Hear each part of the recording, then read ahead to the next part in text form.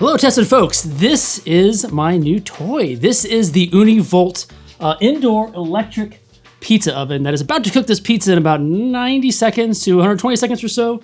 I'm keeping a timer right now. The cool thing about this is it's an indoor pizza oven that gets up to 850 degrees Fahrenheit or roughly 450 degrees Celsius. That is something that you cannot do with a home oven. And so these kind of specialty pizza ovens need to be made for doing that kind of stuff indoors. I got this sent to me for review after doing a couple of earlier reviews of the Ooni pizza ovens. And I've been testing these things out on all sorts of kinds of pizzas. Because even though this is really cool for being able to get to 850 degrees Fahrenheit inside, I think the bigger selling point for this oven for me is that you have complete control of a variety of different temperatures and also control of the heating elements on both the top and the bottom. Let's go and check this pizza out before I burn it. Ooh.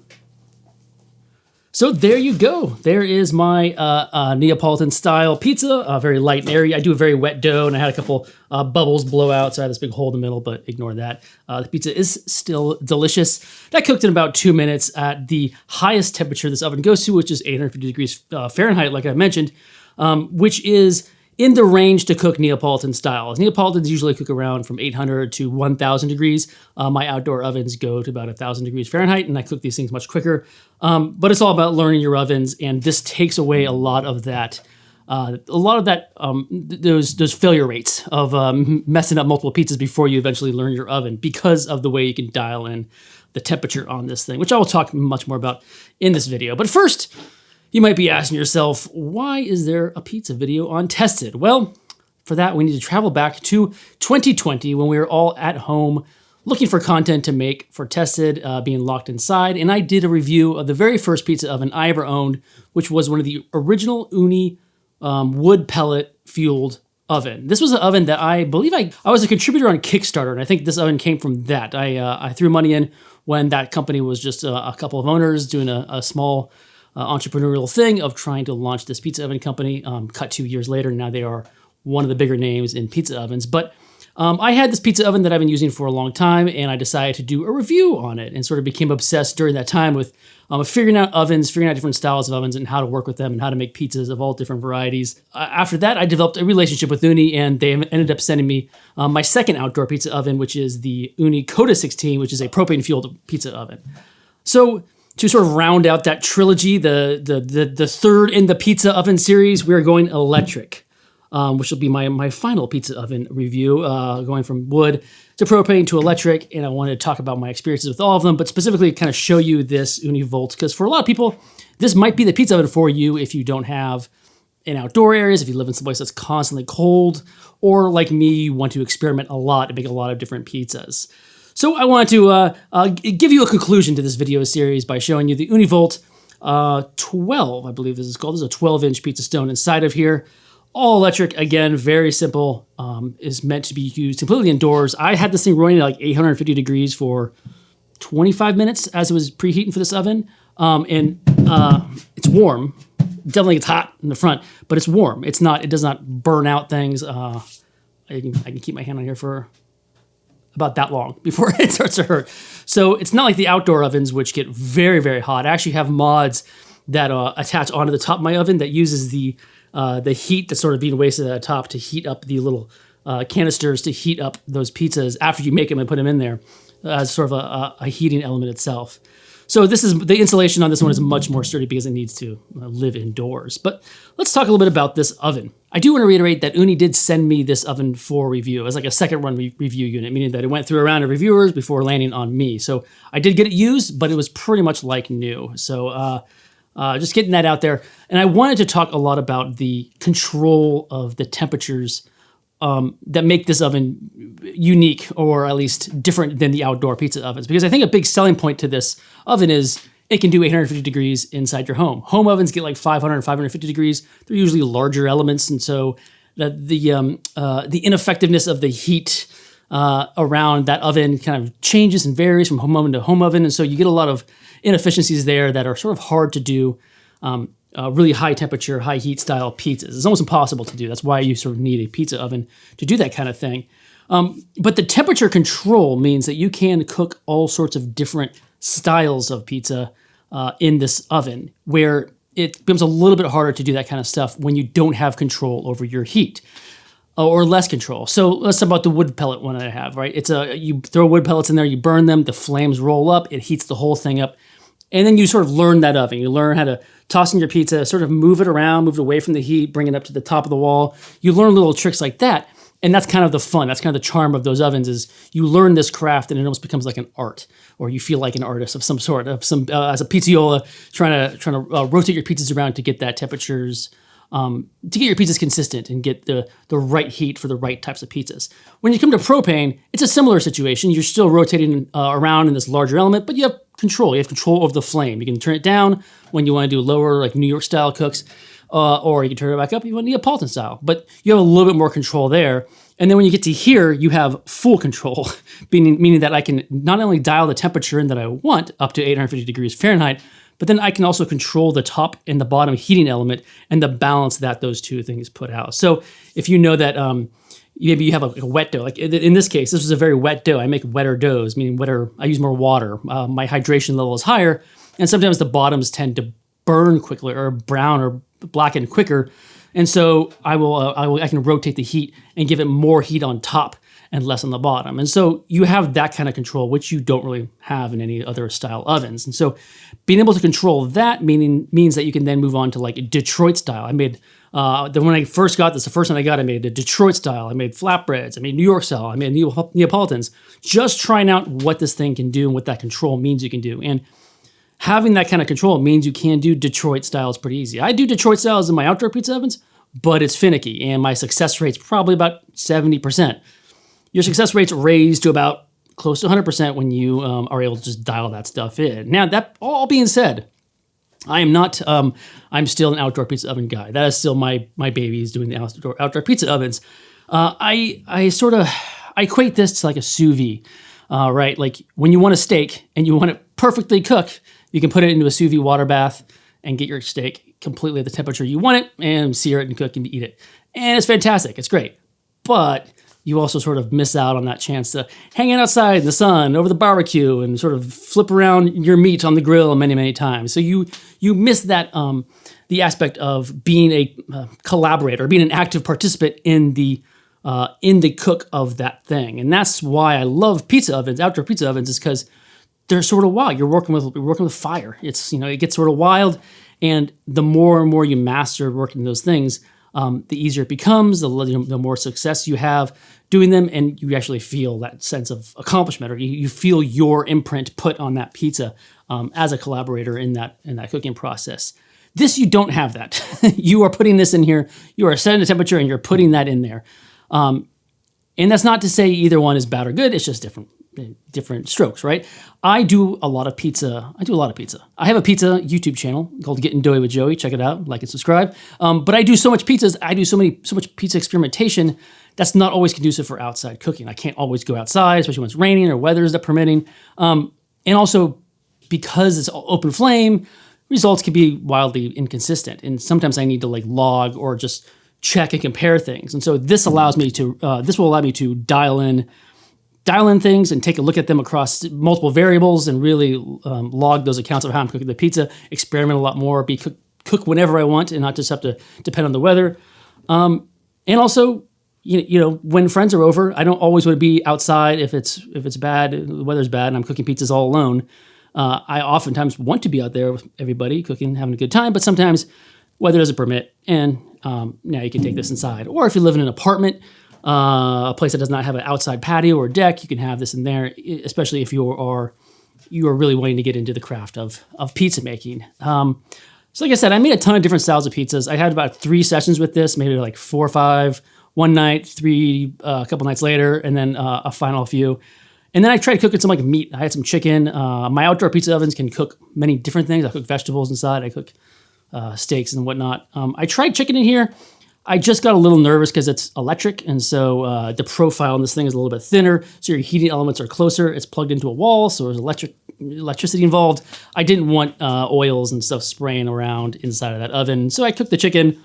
Again, it's not a thorough test. I'm not saying anything bad would have happened, but I got nervous, so I did not want to pursue that any further. So I'd probably just be using this for pizza or light breads or flatbreads, or maybe even some simple baked goods, things that won't sizzle and pop and blow oil here and there. Going back to the pizza styles, the Neapolitans worked out really well. 850 degrees, most of that heat comes on top. Again, I said you can adjust the heat temperatures, you can adjust the heating elements, but as you go through the different Fahrenheits, it sort of automatically adjusts to what it thinks is best for that temperature. So like a New York style is running about 600 degrees Fahrenheit, and it knows that you sort of want a lot of top heat, but a little bit on the bottom heat. When you run Neapolitan, it sort of shifts that. So it automatically sort of shifts the heating element for you, and then you can override it and dial it in as you need. But I used the Ooni guide. The Ooni comes with a manual, and it shows you all those different styles. Because honestly, Neapolitans are great, but you don't always want Neapolitans, and especially right now, there's so many different pizza styles that you want to be able to cook a lot of stuff. And so Ooni kind of gives you a good starting point with their manual. It shows all the different pizza styles, what degree temperature you should cook it at, how long, and what the balance on the thing the heating element should be. And so I tried their recommendations for everything. Again, my doughs, I tend to go a little bit wild with my doughs, make them a little wetter, make them a little more hydration. I sort of like that the airiness. And so I had to do some slight offsets of the balance of the heating elements, but all in all, it was pretty dang close to what their manuals were stating you should do it at. The Neapolitans, like I said, came out just fine. The Detroit had a little bit of tweaking, but the Detroit came out great. Flatbreads were super easy. New York style is kind of where I had the most fun. New York style, it doesn't always just have flour, water, yeast the way Neapolitans do. Sometimes there's sugar, sometimes there's malt extract, a little bit of olive oil. These agents in the dough that help it brown. And so being able to tweak the temperatures, being able to tweak the heating elements and let it brown at the pace you want it to brown was sort of the most fun I've had doing New York style. New York style on my outdoor pizza ovens, it's a little bit, I'm very active in like moving that pizza around and make sure bubbles aren't happening, nothing crazy is going on with the browning or darkening or getting too dense or cooking more. But in this oven, I had a really good time making New York pizzas. I think this is a great oven for that kind of style, the New York or California or tavern style.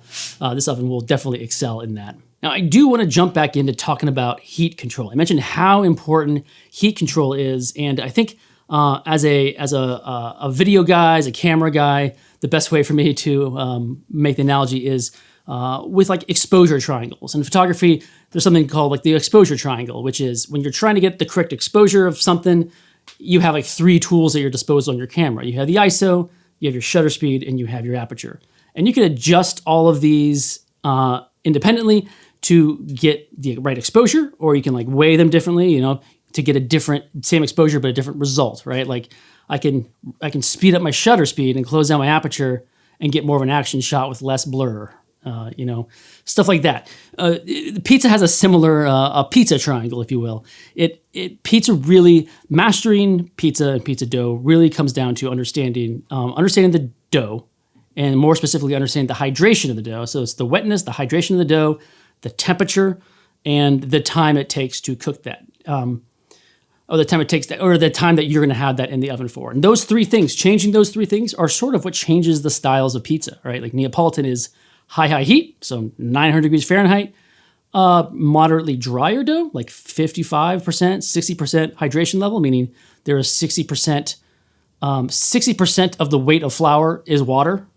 So that's what I mean by when I say hydration level. And then you're cooking that for 2 minutes, right? You can change all those numbers. You can make the dough much wetter. Let's say it's a New York style 70%. You bring that temperature down to 600 degrees Fahrenheit, and then you lengthen the time of cooking it to about 8, 9, 10 minutes. More because you have more water in that dough, less of it, or I guess because you have more water in that dough, it's going to evaporate.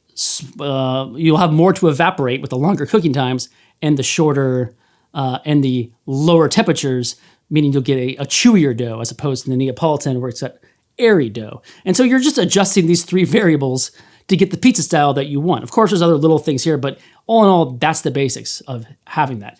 Outdoor pizza ovens, you're sort of at the mercy of giving away a certain amount of control to that temperature. Again, it's open flame, so you have to be the active participant in learning how to manipulate that temperature as it relates to the pizza by pulling it out, by moving it. You're working in quadrants. you sort of do these little tips and tricks to learn that. And so you have complete control of the dough. You have complete control of the amount of time that you're gonna be cooking that in the oven. But it was that heat aspect that you didn't have control over, or at least you didn't have complete control over. So you had to learn. That was where your art came into. This removes that. This gives you complete control of that third variable. So now you have, just like a camera, you have control of all three variables, and so you can adjust and change that as needed. This is a very roundabout way of explaining pizza, but I think it's really important to understand that pizza is all about those three variables in a lot of regards. The dough is the biggest thing. The dough is the biggest thing to control. It's the biggest variable. It's where most home chefs kind of trying this out for the first time sort of fail, because a lot of recipes out there, a lot of recipes are very basic and they don't take into account weights and they don't teach you about hydration. You can learn all about this stuff on Getting Doughy with Joey on YouTube, like and subscribe. But there's not enough information out there. And so when you try this at home for the first time, you're using all-purpose flour, a flour that is naturally a little more maltier, that will burn in a high heat oven, you sort of give up, all right? So the barrier of entry has been lowered a lot by having an oven like this. And then having resources like the hydration, learning about hydration and stuff will sort of bridge that gap. But this lowers that barrier of entry for home cooks learning pizza quite a bit. And not only that, but it gives you so much more room for experimentation. Again, you lose the charm. I love cooking on the outdoor pizza oven. So it's a give and take. You got to kind of decide what you want from it. I'm going to turn this back on because I'm going to cook one more pizza, I think. I'm going to try New York style. I got a New York dough inside. So I'm going to set this at, let's say, I'm going to set it at 600 because I got a very wet dough. And then I'll prepare my pizza and get ready to launch one more, which will probably take about 4 or 5 minutes to cook. But as you can see, again, my Neapolitan looks great. Looks fantastic. It's got some nice browning, some nice leoparding, a little bit of char, except for that big bubble. Ignore that hole. It's a fine looking pizza. Just need some basil and some olive oil, and we're ready to go. And it's a little less crispy. I think I made this a little too wet. I was being a little loose with my measurements. I do this so much that sometimes I just throw things together. But use a scale, weigh out your stuff. I do, but I also use a sourdough starter, which adds to hydration, adds little variables like that. And so measuring this stuff out, writing it down, logging that information will really help you out if you're going to continue your pizza journey. All right, so this is what I call my leftover pizza. I got some New York style pizza dough, a little bit of ricotta, Calabrian honey, butter spread at the bottom, kind of base, a little bit of spinach. I had some Dungeness crab left over, a little bit of red chili pepper flakes, and Calabrian red oil. So let's throw this in there for about 5 to 7 minutes and see how it goes.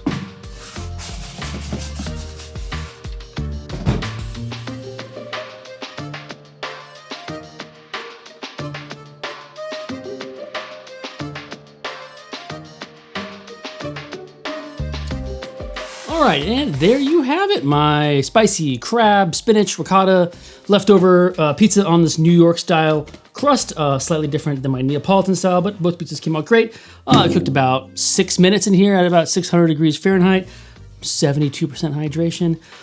Thank you again for checking out this pizza oven review video, the final in the trilogy of pizza ovens. Anytime I get to talk about pizza for a lengthy period of time, I will take it. So thanks for indulging me. And we will see you guys all next time on Tested. Take care.